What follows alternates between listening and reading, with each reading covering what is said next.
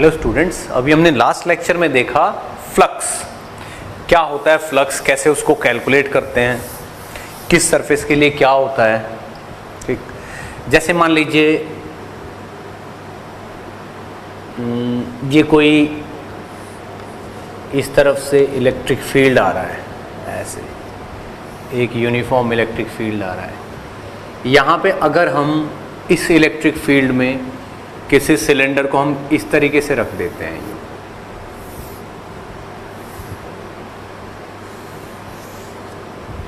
यूं इसकी एक्सिस ऐसे, यूं इसकी एक्सिस है। अब ये वाली लेंथ अगर इसकी L है, ये वाली लेंथ अगर इसकी L है यहाँ से लेके यहाँ तक की, और ये वाली रेडियस R है, तो इधर से जो इलेक्ट्रिक फील्ड लाइंस जाएंगी ये जब इससे पास होंगी, तो यहाँ पे अगर एक स्क्रीन ली जाए, ऐसे यहाँ पे एक स्क्रीन ली जाए, तो यहाँ पे इस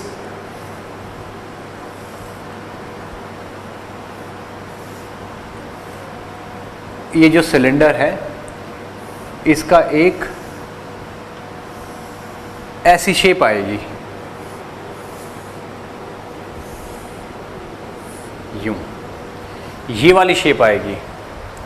इस सिलेंडर की देखी जाए तो ये वाली शेप आएगी, ये वाली लेंथ तो L निकलेगी और ये वाली लेंथ निकलेगी 2R, ऐसे। ठीक, तो आप देखिए जब इलेक्ट्रिक फील्ड ऐसे जाएगा यूं, तो जो पास होने वाला एरिया वो ये वाला होगा, ये भले ये सिलेंडर है, भले ये सिलेंडर है। ठीक, तो अगर पूछा जा रहा है flux passing through the cylinder, तो आंसर क्या होगा? फ्लक्स पासिंग थ्रू क्या होगा? E डॉट A, यानी कि E इंटू ये जो क्रॉसिंग वाला एरिया है, ये तो ये वाला एरिया है ना, यानी कि L इंटू 2R, यानी कि 2LRE। ये फ्लक्स पासिंग होगा थ्रू द सिलेंडर, या फिर फ्लक्स क्रॉसिंग।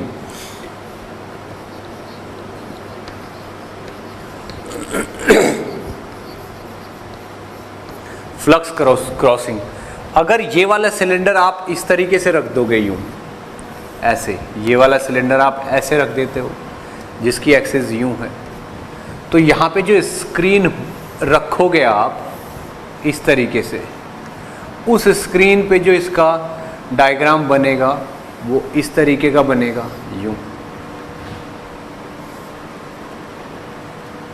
सर्कल सर्कल बनेगा। और अगर यहाँ पे ये जो सिलेंडर है ये आपने ऐसे रख दिया कि इसकी ये वाली रेडियस यूं रही, यूं ऐसे, तो यहाँ पे जो ये इलेक्ट्रिक फील्ड था इस तरीके का, यूं यूनिफॉर्म इलेक्ट्रिक फील्ड ऐसे था, और ये इलेक्ट्रिक फील्ड इस सिलेंडर से ऐसे पास हो रहा है, तो वहाँ पे एक सर्कल बनाएगा जिसकी रेडियस, अगर इसकी रेडियस R है तो इस सर्कल की रेडियस भी R होगी। तब अगर फ्लक्स निकाला जाए, फ्लक्स क्रॉसिंग द सिलेंडर, तो आप आंसर करोगे E इंटू, देखिए वही तो फ्लक्स क्रॉस कर रहा है ना जो सर्कल में से पास हो रहा है, तो E into pi R square, ये फ्लक्स क्रॉसिंग हो जाएगा। ये हो जाएगा फ्लक्स क्रॉसिंग, इस तरीके से। तो इस तरीके से हम बहुत सारे क्वेश्चंस के आंसर दे सकते हैं कि इसमें से कितना फ्लक्स पास हो रहा है, इसमें से कितना फ्लक्स पास हो रहा है। आप ये देखिए, flux of a charge Q, अगर मान लीजिए यहां पे कोई चार्ज Q है, ये इससे टोटल कितना फ्लक्स निकलता है, मान लो वो मुझे कैलकुलेट करना है, flux of a charge Q। तो मैं क्या करता हूं, इससे एक R रेडियस लेके ऐसे इसको एक ऐसे स्फीयर में डाल देता हूं, स्फीयर के अंदर। तो अब आप ये देखो, इस स्फीयर की, ये जो स्फीयर है, इस स्फीयर की सरफेस का हर पॉइंट इस स्फीयर की सरफेस का हर पॉइंट यहां से r डिस्टेंस पे होगा। तो अगर मैं यहां पे कोई भी एरिया ले लेता हूं ऐसे, तो यहां से फील्ड लाइन यूं निकलेगी और यहां से इस तरीके से ये इलेक्ट्रिक फील्ड की डायरेक्शन हो जाएगी इस सरफेस पे, और वैल्यू रहेगी E। अब यहां पे देखा जाए तो यहां का एरिया वेक्टर भी इसी तरफ होगा। अगर ये छोटा सा एरिया DA है तो एरिया वेक्टर भी इसी तरफ होगा, ठीक। तो अगर देखा जाए तो angle between E and DA is 0। तो इस छोटे से एरिया के लिए, जो ये मैंने छोटा सा एरिया लिया है, इसके लिए फ्लक्स लिखेंगे तो मान लीजिए वो छोटा सा फ्लक्स कितना होगा, d5, वो होगा E इंटू DA। अब ऐसे ही फिर दूसरा एरिया ले लेंगे, मान लो यहाँ पे दूसरा एरिया ले लिया, यहाँ पे ये दूसरा एरिया हो गया। यहाँ पे जो फ्लक्स होगा वो अगेन इस डायरेक्शन में होगा, एरिया वेक्टर भी इसी तरफ होगा। तो फिर नेक्स्ट वाला ले लेंगे, फिर इधर का नेक्स्ट ले लिया, यहाँ से जो फ्लक्स होगा वो इस डायरेक्शन में निकलेगा। अब सब जगह एरिया वेक्टर भी इसी तरफ होगा और E भी इसी तरफ होगा, और E की वैल्यूज भी ऐसे करके पूरा कवर कर लेंगे। तो टोटल फ्लक्स, ठीक है ना, तो total flux crossing through the surface, this is total flux.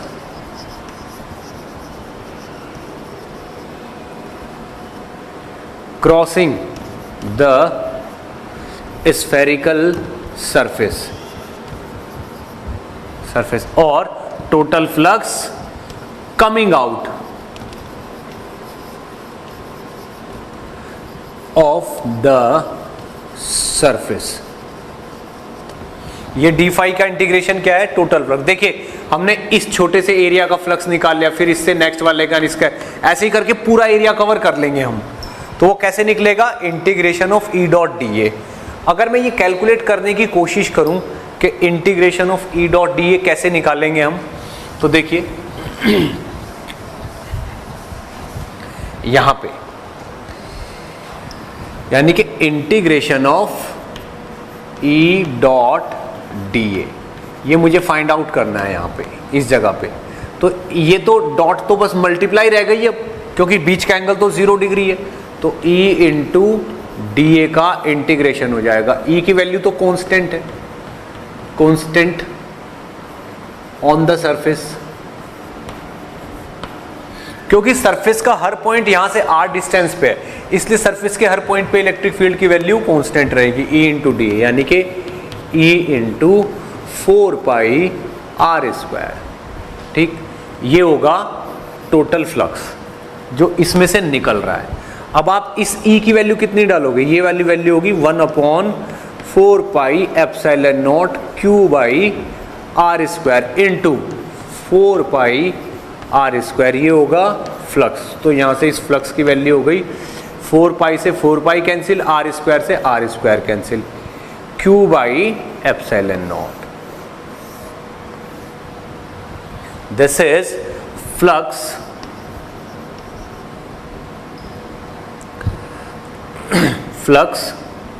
generating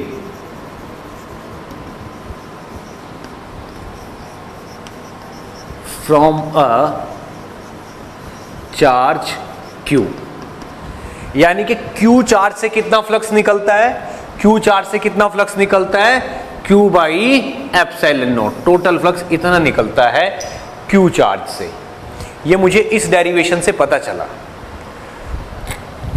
flux of a charge Q charge से टोटल फ्लक्स इतना निकलता है। अब आप ये देखो, ये मैंने जो स्फीयर लेके ये टोटल फ्लक्स कैलकुलेट किया है, मैंने क्या कैलकुलेट किया है, इस Q की वजह से सरफेस पे इलेक्ट्रिक फील्ड इनटू DA। तो इसमें से जो फील्ड लाइन निकल रही है वो इस स्फीयर से बाहर निकलती हैं। ठीक, अगर मैं स्फीयर को कंसीडर करके टोटल फ्लक्स कैलकुलेट कर लूं सरफेस से बाहर निकलने वाला, तो वो वही फ्लक्स होगा जो इस Q में से निकला है। हर तरफ तो Q में से ही निकलेगा फ्लक्स, हर तरफ तो Q में से ही निकलेगा फ्लक्स। तो कहीं भी किसी भी तरफ आप कोई भी एरिया ले लो, उसमें से जो फ्लक्स निकलेगा वो क्यू में से निकलने वाला ही होगा। तो इसकी पूरी सरफेस में से बाहर निकलने वाला फ्लक्स वही है जो क्यू में से निकल रहा है। तो इसका मतलब क्यू में से कितना फ्लक्स निकलता है, क्यू बाई एप्सिलॉन नॉट। अब इसी के बेसिस पे और भी क्वेश्चन किए जा सकते हैं इसी टाइप के।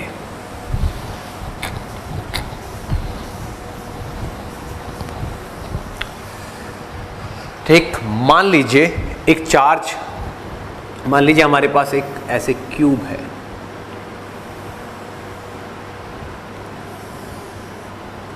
ये मान लीजिए हमारे पास एक क्यूब है इस तरीके का।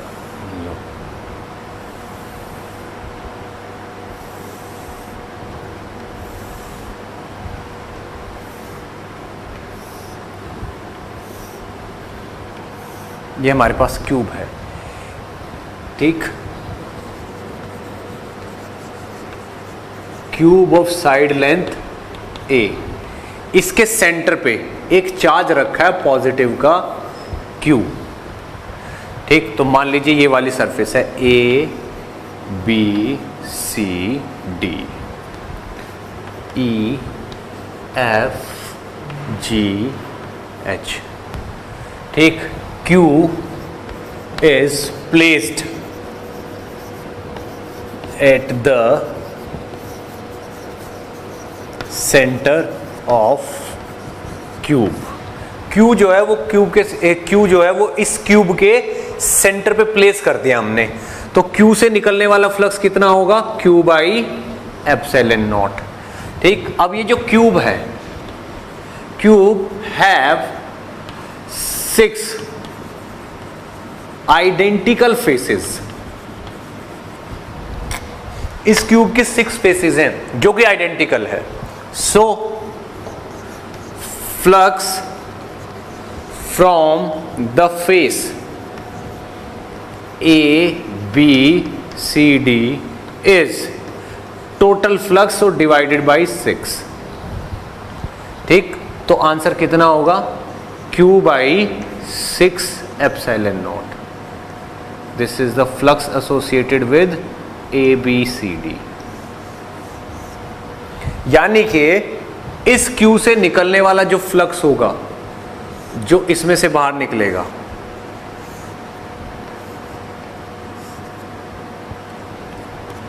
इस वाली सरफेस में से जो बाहर निकलेगा, जो इस वाली सरफेस में से जो बाहर निकलेगा फ्लक्स, जितनी भी फील्ड लाइनें होंगी, कुछ फील्ड लाइन यहां से निकल के यहां से निकलेंगी ऐसे। तो जो इस वाली A B C D surface से पास होने वाला जो फ्लक्स होगा वो टोटल का 1/6 होगा, क्योंकि इसमें से निकलने वाला टोटल फ्लक्स कितना है, Q बाई एप्सिलॉन नॉट। और ये 6 फेसेस है, 1 2 3 4 5 और 6 फेसेस है। सेंटर से जो फ्लक्स निकल रहा है वो इन 6 फेसेस में इक्वली डिवाइड हो रहा है। तो एक फेस से, या तो ये वाली ले लो या ये वाली ले लो, एक फेस से कितना फ्लक्स बाहर निकलेगा, Q बाई 6 एप्सिलॉन नॉट, यानी कि टोटल फ्लक्स का 6 पार्ट बाहर निकलेगा फ्रॉम वन फेस, ठीक है ना। तो फ्रॉम वन फेस कितना फ्लक्स निकलेगा, 5/6, एक फेस से इतना फ्लक्स बाहर निकलेगा। तो ऐसे ऐसे बहुत सारे क्वेश्चन है जो किए जा सकते हैं। मान लीजिए हमसे ये क्वेश्चन पूछा जा रहा है, देखिए इस डेरिवेशन से क्या पता चलता है, इस डेरिवेशन से ये पता चलता है कि अगर एक क्यू चार्ज मैंने कहीं पे भी रख दिया तो उसमें से कितना फ्लक्स निकलेगा, Q बाई एप्सिलॉन नॉट। अब इसमें से निकलने वाले फ्लक्स को कैलकुलेट करने के लिए मैंने स्फीयर की हेल्प ली है। अगर मैं ये स्फीयर ना लेके कुछ और स्ट्रक्चर लेता तब भी इसमें से तो इतना ही फ्लक्स निकलता। ये जो हाइपोथेटिकल स्फीयर लिया है मैंने चारों तरफ, इससे तो इसमें से निकलने वाले फ्लक्स का कोई लेना देना नहीं है। इस स्फीयर की हेल्प से तो मैंने कैलकुलेट किया है, क्योंकि इस स्फीयर की हेल्प से कैलकुलेट करना इजी है। ओके, अब इसी टाइप के कुछ और क्वेश्चन देखते हैं हम।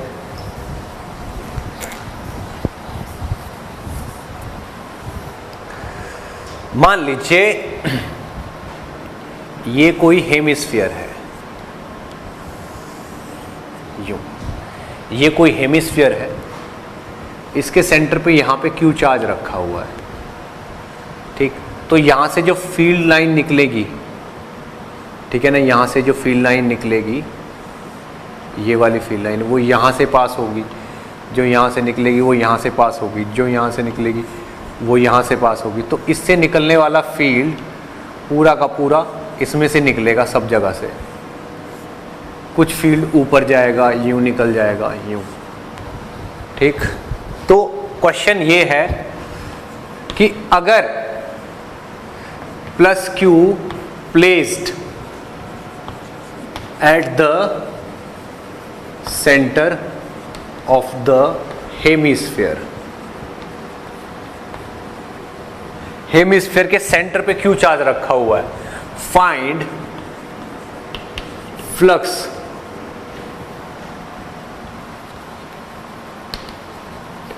Coming out of the hemisphere. कितना होगा? देखिए टोटल फ्लक्स कितना निकलेगा? टोटल फ्लक्स होगा Q बाई एप्सिलॉन नॉट। अगर ये हेमिस्फीयर है आधा, अगर इसके ऊपर हाफ और होता तो सारा का सारा फ्लक्स दोनों से निकल जाता, ऐसे होता तो सारा का सारा फ्लक्स दोनों से निकल जाता, लेकिन ये तो आधा है, इसलिए flux through the hemisphere is Q by 2 epsilon naught. ये होगा, आधा होगा। हेमिस्फीयर में से निकलने वाला फ्लक्स कितना होगा? आधा होगा। अब अगर देखा जाए तो किसी भी चार्ज से निकलने वाला फ्लक्स कितना होता है? Q by epsilon not. वो डिफरेंट चीजों से बाहर निकलता है। कितना भी चार्ज ले लो, अगर उसको कहीं भी बंद कर दोगे आप, ठीक, फॉर एग्जाम्पल जिस भी सरफेस में बंद करोगे उसमें से बाहर निकलेगा Q बाई एप्सिलॉन नॉट। ठीक, तो क्यूब की हर फेस से निकलने वाला फ्लक्स कितना होता है? Q by 6 epsilon naught. अब आप ये देखिए, अगर मान लीजिए ये कोई चार्ज है पॉजिटिव का Q, इसको आप अगर किसी ग्लास में भी बंद कर दोगे ना, ऐसे लिड लगा के, ठीक, तो इस ग्लास से भी बाहर निकलने वाला फ्लक्स, टोटल फ्लक्स जो इस ग्लास से बाहर निकलेगा, ठीक, तो total flux coming out of the glass, वो भी Q बाई एप्सिलॉन नॉट ही होगा, अगर ये पूरा का पूरा बंद है। ठीक, कोई बोले कि ये कोई इंडियन स्टाइल का घड़ा है, अगर इसके सेंटर पे कोई पॉजिटिव चार्ज रख दे Q और इसमें लिड लगा दें, ठीक है ना, क्लोज्ड है ये, तो इसमें से सब जगह फ्लक्स बाहर निकलेगा ऐसे। ये इससे भी flux coming out from the vessel is again Q by epsilon naught. ये है, ये होगा। अगर आप ये देखो, मान लीजिए कुछ भी समझ लो, और भी क्वेश्चन ऐसे ऐसे पूछे जा सकते हैं जो इससे रिलेटेड हैं, इसी से रिलेटेड चीज़ें हैं। जैसे कोई मान लीजिए ये स्फीयर है,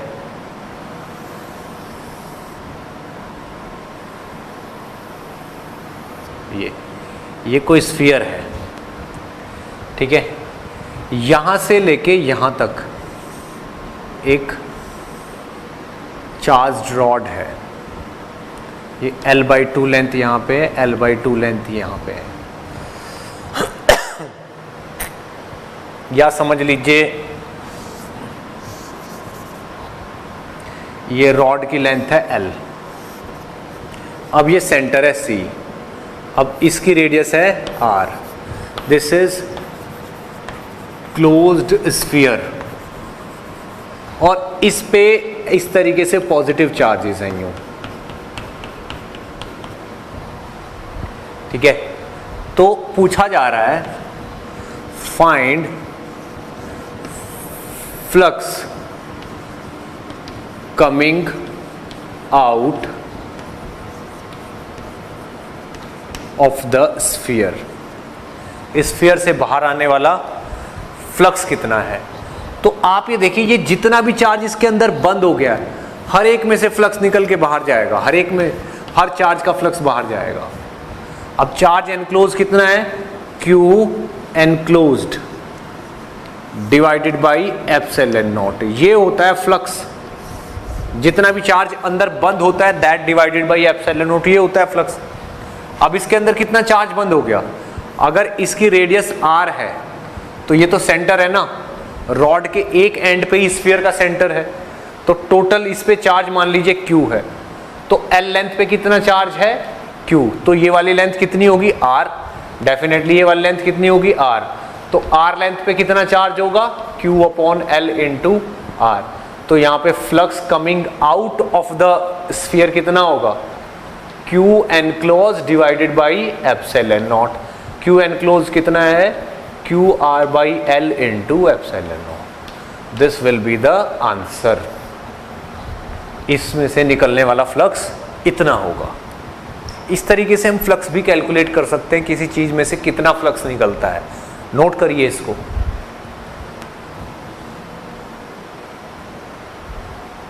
ओके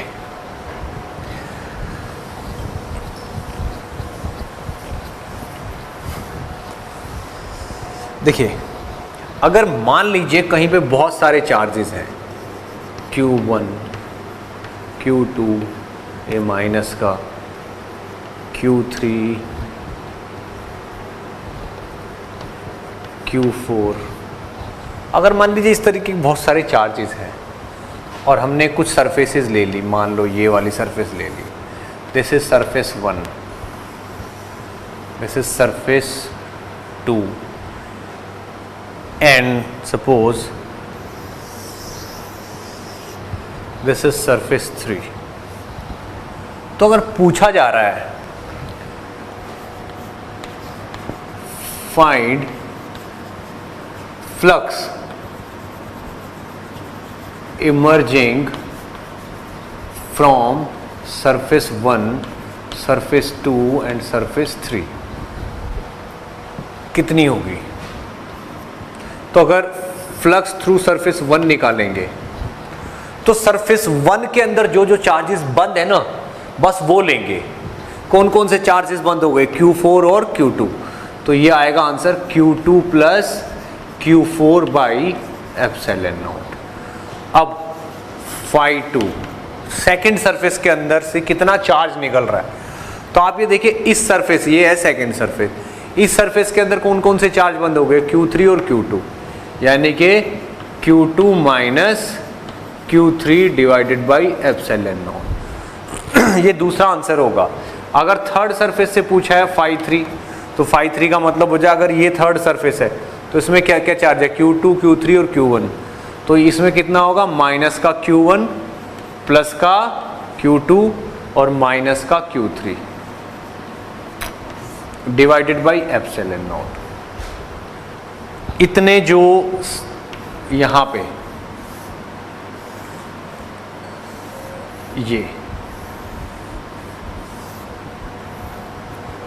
ये वो फ्लक्स होंगे जो इन सरफेसेस से बाहर आएंगे।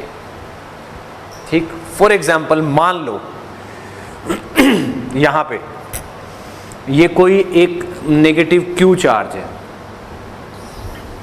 इसको मैंने एक सरफेस में बंद कर लिया, तो इसमें क्या होगा, इसमें फ्लक्स आएगा बाहर से,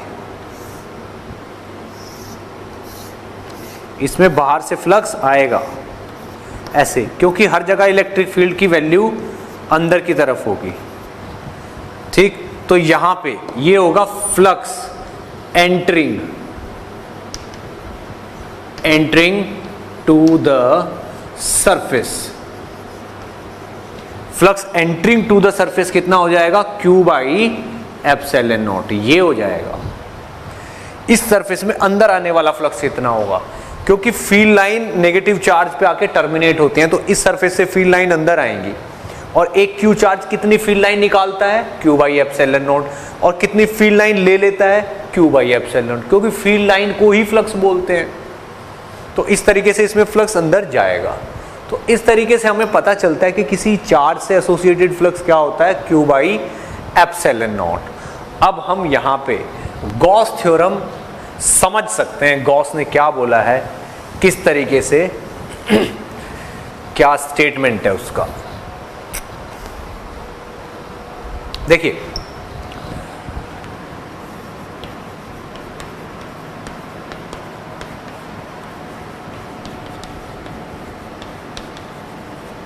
गॉस थ्योरम, देखिए गॉस थ्योरम क्या कहती है।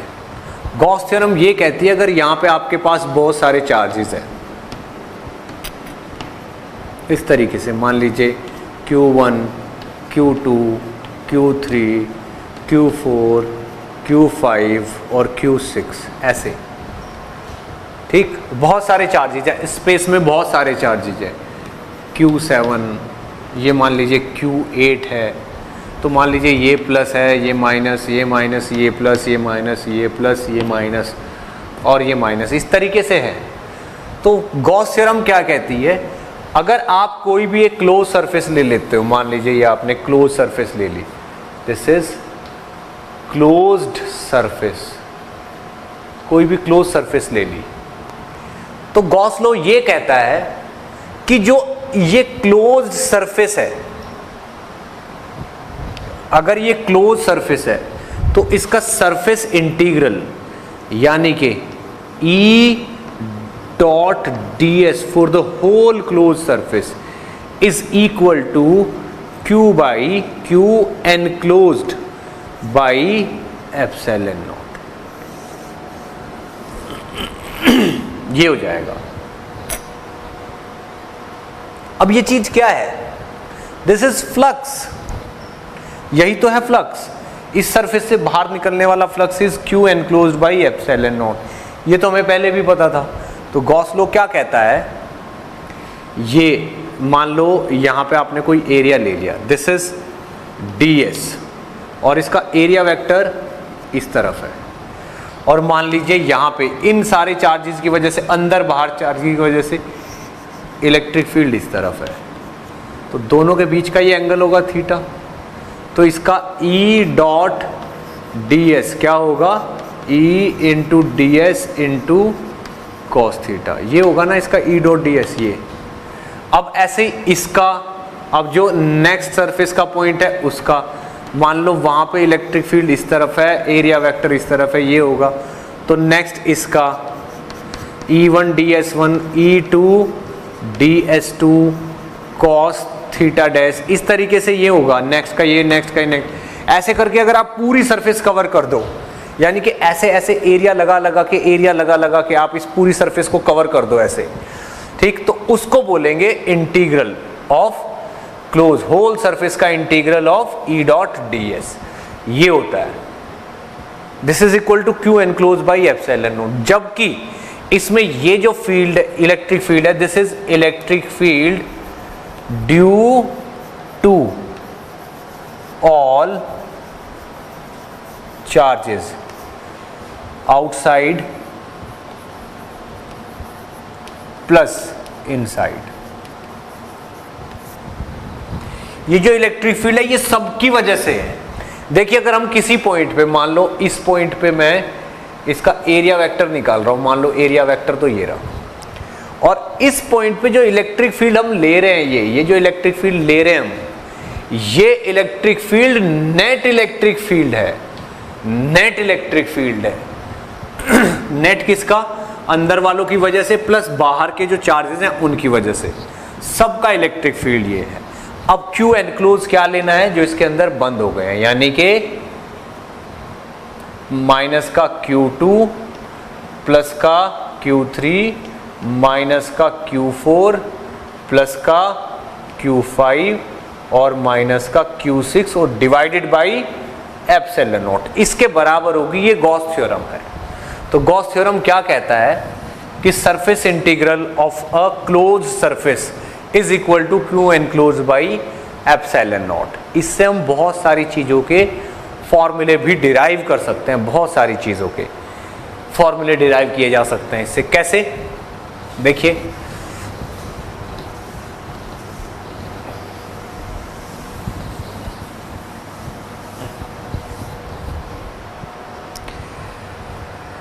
जैसे मान लीजिए ये कोई, पहले मैं गॉस लॉ को थोड़ा सा और एक्सप्लेन कर देता हूं। गॉस लॉ ये कहता है कि अगर कोई भी क्लोज्ड सरफेस है, ये इसके अंदर जितने भी चार्ज पड़े हुए हैं, मान लो मैंने वो क्लोज सरफेस एक स्फीयर ले लिया, उसके सेंटर पे क्यू चार्ज रखा हुआ है, तो इसकी वजह से कोई भी एरिया अगर आप लोगे यहाँ पे, तो ये एरिया वेक्टर होगा और यही इलेक्ट्रिक फील्ड की डायरेक्शन होगी। तो इसके लिए E डॉट डी ए की वैल्यू हो जाएगी E और dA। अगर ये काम करते करते हम इस पूरी सरफेस को कवर कर लें, this plus E2 dA2 and plus so on, सबको जोड़ दें, तो इसको शॉर्ट में लिख सकते हैं E डॉट dA, और सारा कुछ पूरा कंप्लीट फॉर कंप्लीट सरफेस, पूरी कंप्लीट सरफेस के लिए अगर मैं E डॉट dA निकालूं, ठीक, तो इस पे यहाँ पे मुझे ये सर्कल लगाना पड़ेगा, क्योंकि ये कंप्लीट सरफेस के लिए ये क्या होगा, Q enclosed by epsilon naught, Q enclosed by epsilon not हो जाएगा ये, और Q इनक्लोज यहाँ पे क्या है, ये।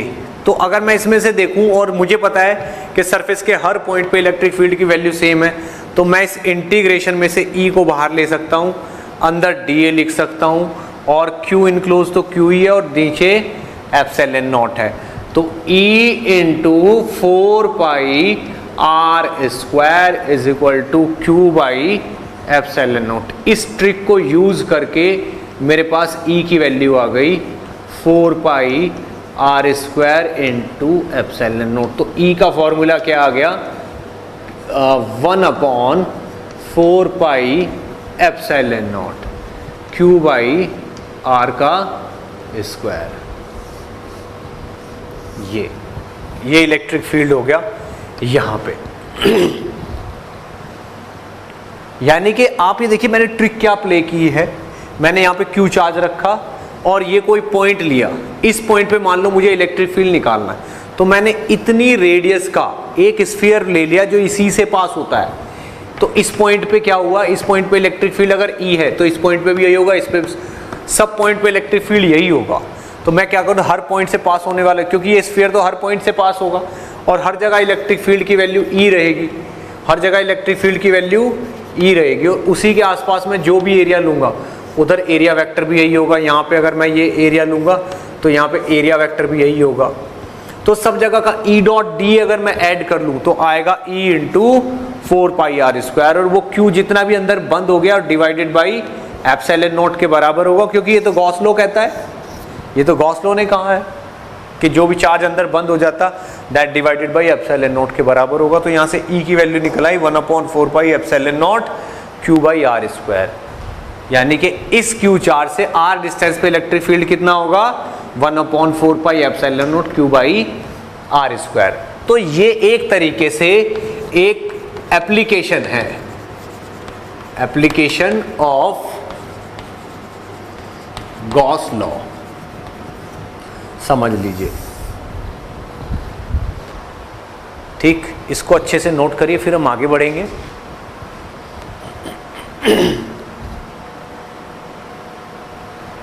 ओके,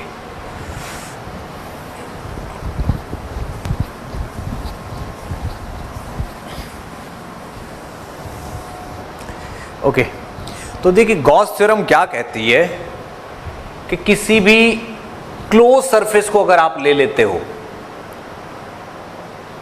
ठीक है, तो कुछ चार्ज उसके अंदर आ जाते हैं और कुछ बाहर आ जाते हैं, लेकिन उसकी सरफेस पे जो हम इलेक्ट्रिक फील्ड लेते हैं और जो एरिया वेक्टर लेते हैं, जिनकी डॉट प्रोडक्ट करके हम एक टर्म लिखते हैं, फिर नेक्स्ट टर्म दूसरे वाले एरिया के लिखते हैं, फिर तीसरी टर्म नेक्स्ट वाले एरिया के लिए लिखते हैं, वो जो एरिया पे इलेक्ट्रिक फील्ड होता है वो अंदर और बाहर वाले सब चार्जेस की वजह से होता है।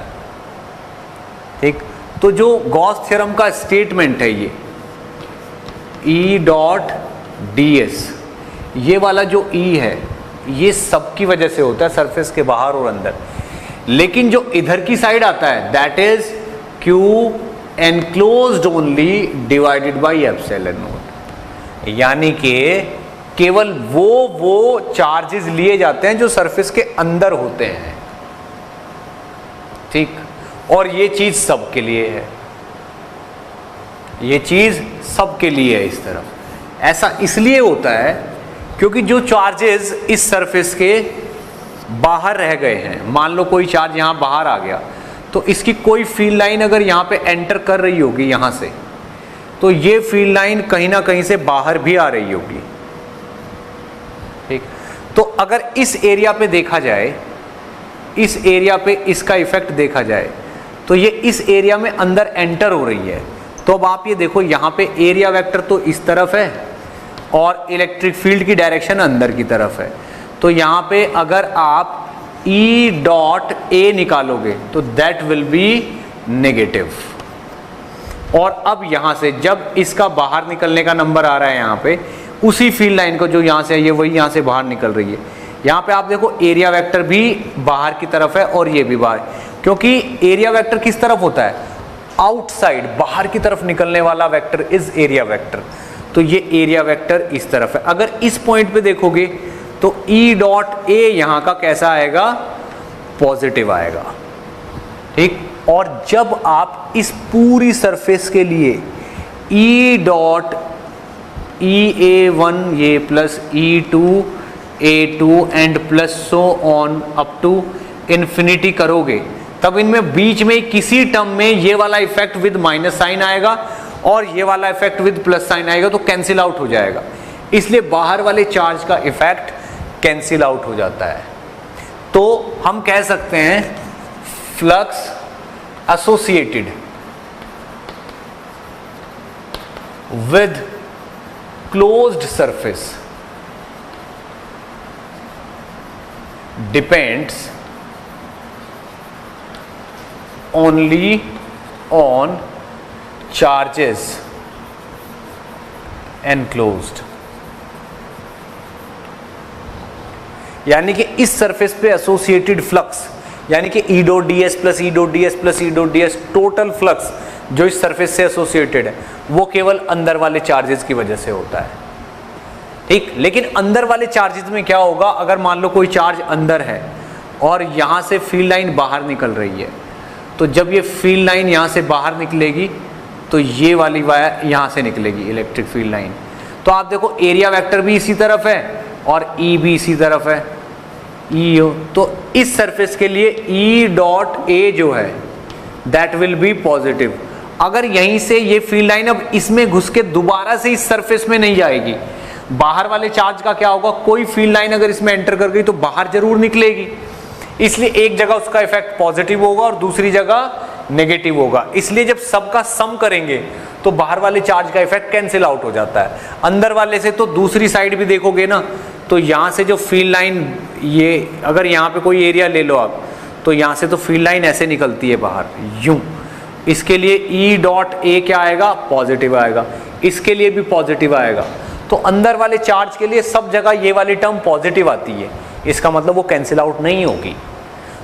अगर ये वाली फील्ड लाइन यहाँ पे नेगेटिव इफेक्ट दिखा रही है, यहाँ पे पॉजिटिव दिखा रही है, और ये सारी वैल्यूज हमने ऐड की हैं, तो कहीं पे ये जो माइनस हो रखा है दूसरी जगह प्लस हो जाएगा, इसका इफेक्ट कैंसिल आउट हो जाएगा। तो गॉस लॉ में जो ये वाली टर्म है ये केवल अंदर अंदर वालों के लिए और ये सब के लिए है, ये गॉस लॉ की खासियत है। अब जब हम गॉस लॉ से किसी चीज की कैलकुलेशन करेंगे, ठीक है ना,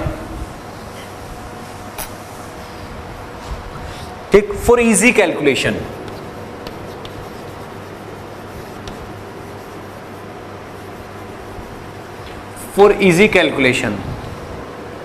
ठीक है ना, कंसीडर अ गॉसियन सरफेस।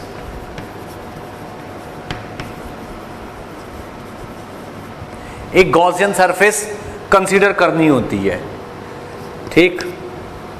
तो ये जो गॉसियन सरफेस है, ठीक है ना, शुड बी पैरेलल और perpendicular to the flux to the electric field existing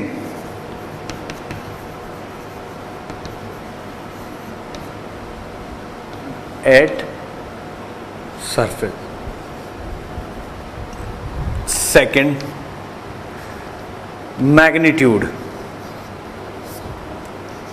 magnitude of electric field should be uniform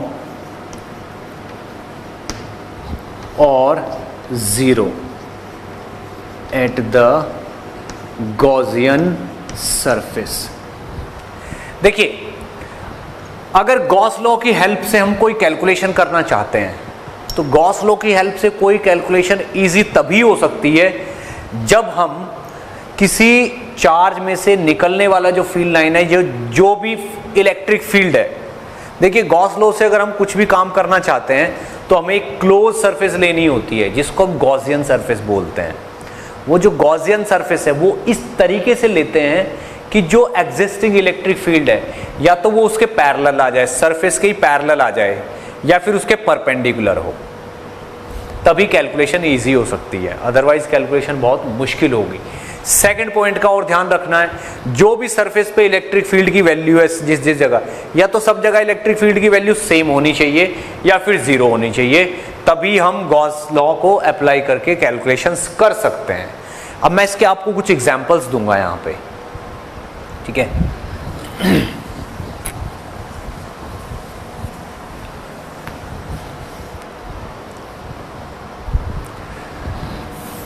मान लीजिए कोई हॉलो चार्ज्ड स्फीयर है, कोई हॉलो चार्ज्ड स्फीयर है, तो मान लीजिए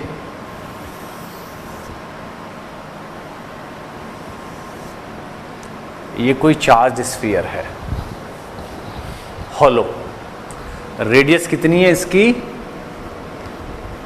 r, इसकी रेडियस है r, और ये होलो चार्ज स्फीयर है।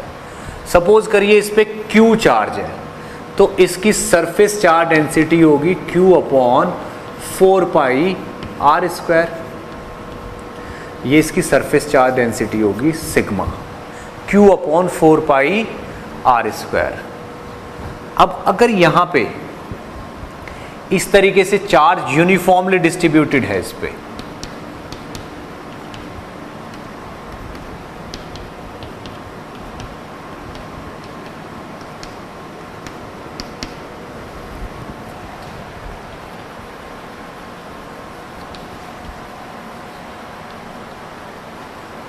Charge uniformly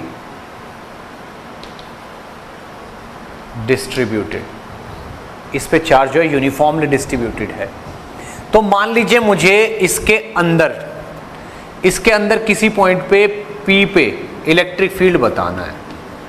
find E at point P, P point पे इलेक्ट्रिक फील्ड बताना है, तो मैं मान लीजिए गॉस लॉ की हेल्प लेता हूं।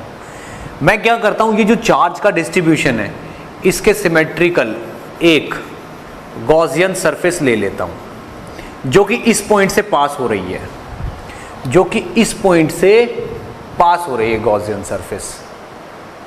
अब मुझे इतना पता है कि ये जो मैंने गॉसियन सरफेस ली है ये एक स्फेरिकल सरफेस है। हाइपोथेटिकल गॉसियन सरफेस क्या होती है, इमेजिनरी सरफेस होती है, इमेजिनरी क्लोज्ड सरफेस।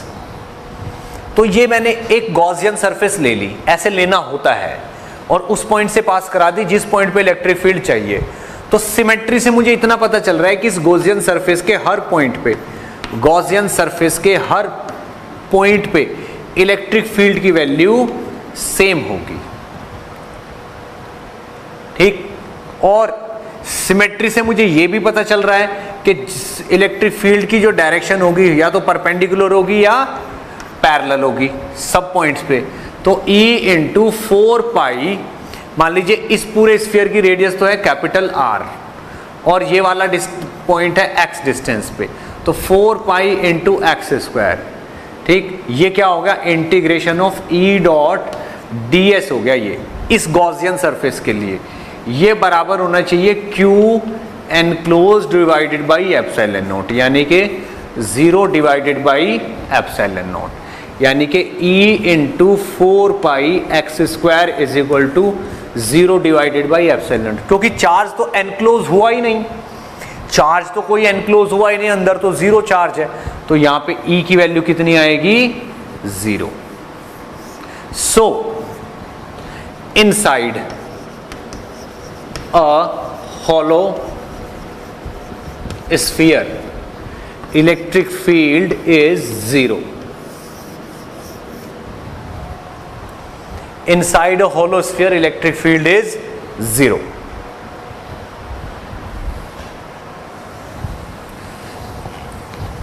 दूसरा पॉइंट देखिए यहीं पे, अगर मुझे इस चार्ज स्फीयर के बाहर निकालना हुआ, ठीक है, तो मान लो मैंने ये वाला हॉलो स्फीयर यहां ड्रॉ कर लिया, ये रहा पॉइंट, इसको मैंने यहां पे और यहां पे ड्रॉ कर लिया,